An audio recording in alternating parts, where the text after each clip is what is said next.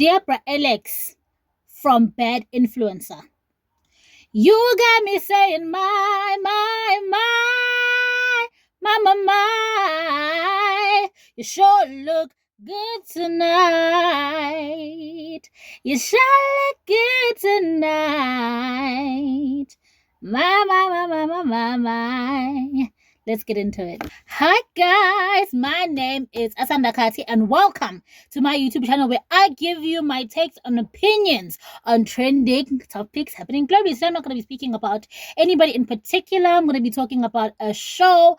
I'm doing a review. I haven't done reviews in a while, but I'm doing a review on Bad Influencer, which is currently #1 on Netflix. And I'm so excited because it's a South African based production. Let me tell you guys what it's about. Bad Influencer is about this single mom played by Joanne Reneker, the protagonist of the show, and Nganyake is autistic. Single mom that has an autistic child or has a special needs child.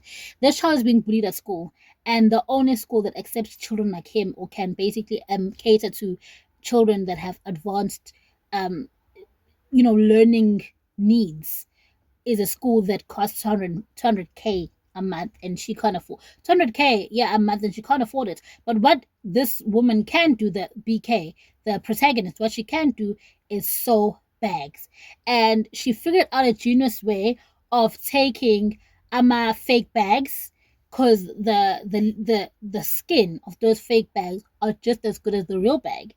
However, the hardware is just as good as the real bag. However, the material, like the sew-ins, how they sew it in, and the labels in itself, like the labels, those the labels in themselves, those things, she needs to skillfully create them, because she can sew. Her dad was a sewer, so he taught her how to sew.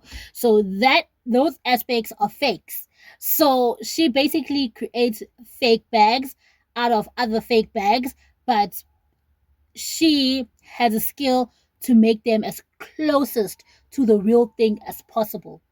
Right? So she then partners up. She finds an influencer who's falling on hard times because her blesser has found a new bae, and her blesser is being inconsistent, and her blesser is not really her blesser is not keeping his end of the bargain as far as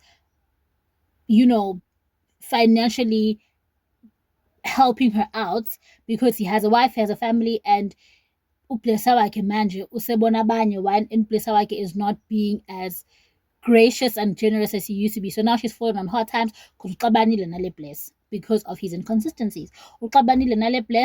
And then this woman who has the skill, BK, with this woman, Pinky, all right, the one that has a blesser who is an influencer. She has a large amount of followers on Instagram. So she then partners up with her to resell those fake bags as if they're real, and then she charges 100 times more than the original price. Is Kwam 500, she'll charge like 35,000 rand, right? BK, unfortunately, she is involved with some dingy people, because in order for you to be able to finance that bag, in order for you to be able to create that bag, for it to look like a certain standard of bag, you need money. So because she's a struggling mom and she works at a very low paying job, she goes into loan sharks and basically gets money from those loan sharks. And then when she gets money from those loan sharks, she then pays them back through sales of those bags. She sells the bags and then she brings them back. So after selling the bag and bringing it, selling those bags, the mashonisa that she used to borrow money from started getting suspicious. And then he followed her. Oh, she's selling the bags. And then she had to kind of confess and be like, yeah, no, I'm selling the bags, blah, blah, blah.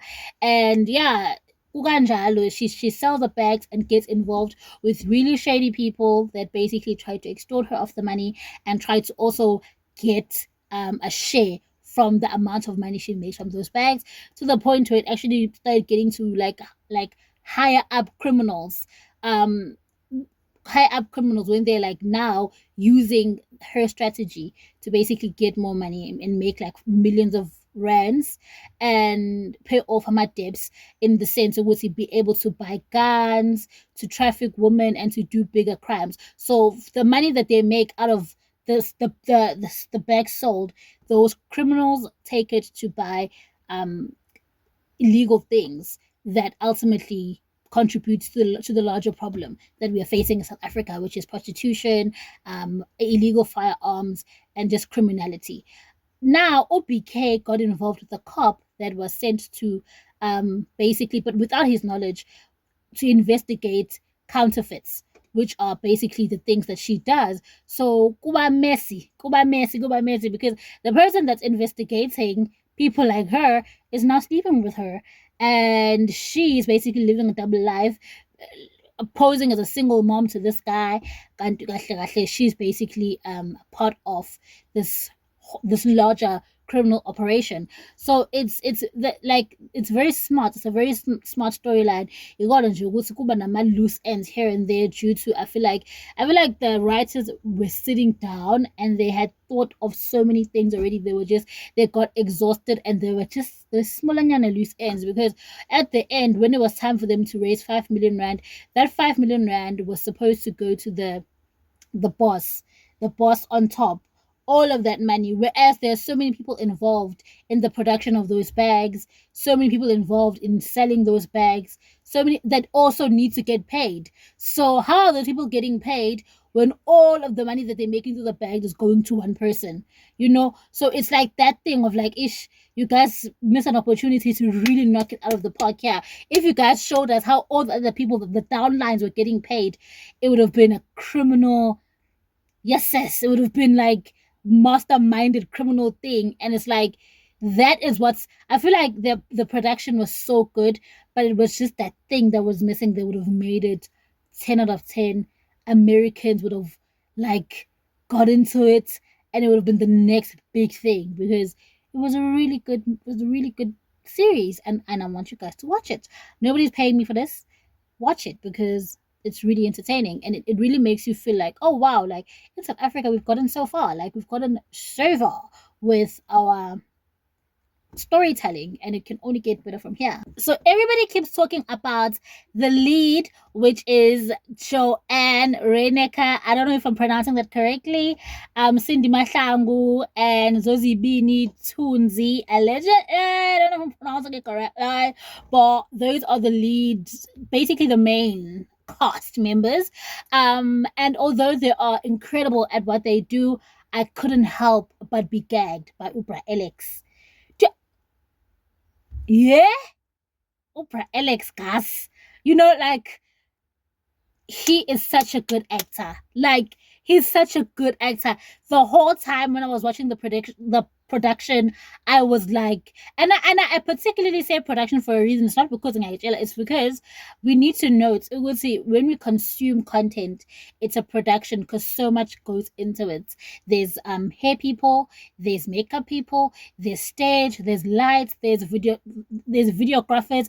It's a literal production. It takes a lot, and I want to call it a production because they have done a splendid job. Each department have done a splendid job, and it's not enough for me to just credit the storyline by just saying the show, the series. No, the production, because they all did a stellar job. It all came together well. The only thing I'll critique them on is the wigs. Like Zozibini Tunzi's wigs were bad. Just the wigs are bad. The wigs, and also there were some loose ends. Some elements of the story had loose ends, but the rest, for me, it was a 10 out of 10. But then Gizonchela, why I'm giving it an overall score of 8 out of 10, right? I'm giving it an overall score of 8 out of 10, which is still good because it's still an A. That's still an A, honey. Eh? So I'd give it like an 85 out of 100. And 15 is gone due to obviously the hair, one, and two, the money. Like the calculation of the money, I wasn't that. But other than that, Oprah Alex, I feel like he did such a splendid job, especially because this is his first major show. I've never ever seen him in any other show, and he killed it. And I don't think people understand. It's not difficult to play a villain. I won't say it's difficult to play a villain, but it is difficult to play a villain if you're a nice guy. And if I'm looking at just looking at when I go through his Instagram, not his Instagram, his TikTok, I love the fact, I don't know if his agents told him this, but he has a mysteriority to him. He's very mysterious. He posts gwa gwa, and he doesn't give like all of his personality at once. He gives glimpses of his personality, which leaves you wanting more. It leaves you wanting hebo. And yabo. So it adds to his sex appeal, and also just him having those things of like being really really tough, but having those elements of like it gives us girls hope, gives us that thing of like, oh, he's not that bad. He has potential. Come back and fix him. And that's what gets women hooked on bad guys because of things like that. Because Alex believes in the art of twin flames. And I love the person that wrote that character. I feel like they were very skilled in those things. And like when there's a villain, as much as a character is a villain, having those nuanced elements to that villain and making him hyper attractive will make us viewers want to peel the layers. We'd want to see more of him. Just humanizing a villain is what makes villains so intriguing, and the benza isho bimnandi, those nuanced layers. And I feel like if you miss the plot and you don't create a balance of like danger, but at the same time having the thing of like humanizing that danger, you lose the plot. But they did this perfectly because Oprah Alex, just the details of him. He likes watching in cartoons. He loves, he believes in twin flames, which is something that we girls are into. He is, you know, he's protective. When there was a scene where a person was fighting UPK, played by Joanne Reneka, who's the protagonist, the main character. There was someone who attacked her, and then he attacked him. So he had that element of like being protective. It's like super duper uber attractive. So even how he depicted the role, just being able to know how to be soft, when to be soft, how to appeal to the feminine gaze, and when to basically step into his masculine, just effortlessly perfect. I loved him. He for me was, I'm gonna give him a 9 out of 10 with acting. The one Wahambile because of bruh, I feel like if you're going to be a villain, have other means of making money. You're a villain, but Oksalayo, you're a villain that's not that smart because BK, you are riding on BK's idea. You know, like you're riding on BK's idea. In order for you to make money, you need to basically harass BK, and basically you're making money out of other people's sweats. And I know it's villainous to do that, but ama villains amaningi nje, like ahlakaniphile, they can make their own money. Hayi ukuthi manje ngeke usudependele emfazini ukuze ukuthi udle. It's like it gives villain buds isicasha lala se-villain. That's why I'm giving it a 9 out of 10. It's like, bruh, a man still needs to be a provider, and it's giving like quarter provider. Like quarter provider, like 25% provider, 75% protector. Because like you're owing money, then when you're gonna make, you're gonna have to pay it right back. It's not your money. You're selling handbags. It's just he's not a smart villain. He's not very smart, and that's why. But as far as sex appeal and mysteriority, ah ah ah, he ate that, So yeah, thank you guys for watching. Please subscribe for more of my videos, and please like if you like this type of content, because I've got so much more to come. Thank you for watching, and goodbye.